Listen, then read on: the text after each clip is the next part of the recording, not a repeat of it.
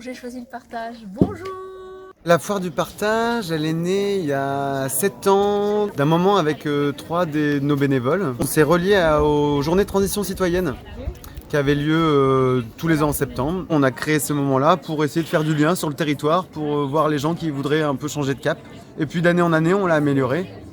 Et puis c'est trouvé que le Covid est arrivé, donc on a arrêté. Et là, avec l'Oasis du Coq à l'âme qui est arrivé, la première année, on était trop dans le jus pour le faire, mais l'essence de ce qu'était la foire du partage avant était présente dans l'air, aussi avec l'Oasis. Une fois qu'on a été un peu plus installé, on a relancé l'histoire. Et donc aujourd'hui, c'est la 7e édition de la foire du partage. Ça fait 2 ans que l'Oasis est installé.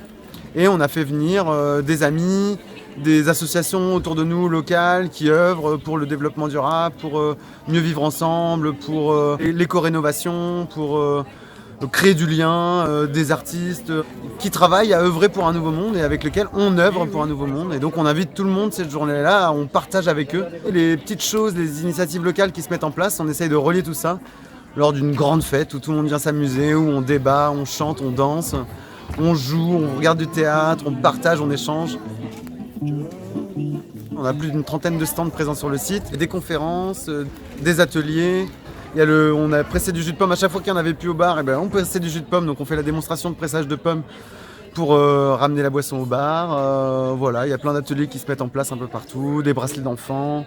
Il y a un grand site aussi pour les enfants avec plein de gens en bois, plein de choses comme ça. Donc on a 4 grands espaces définis. C'est la place du village où on a les concerts, les débats, l'espace restauration, le bar et le coin des enfants. Et après, on a le coin bien-être, le coin éco-rénovation et le coin agri. Et on a un deuxième scène aussi qui est le théâtre de verdure. On a eu des petits spectacles, du théâtre, des contes pour créer du lien entre nous et puis redécouvrir notre âme d'enfants et d'aventuriers et d'écolos qu'on a un peu tous, j'espère, au fond de nous.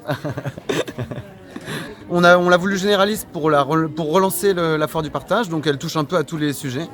Mais maintenant qu'on a vu que c'était réceptif et qu'on était en capacité de le faire, je pense qu'on va essayer de travailler tous les ans à amener des thèmes et donc à développer plutôt certaines parties. Et donc ça n'augure que de bons projets pour les années prochaines. On vous attend tous de plus en plus nombreux d'année en année.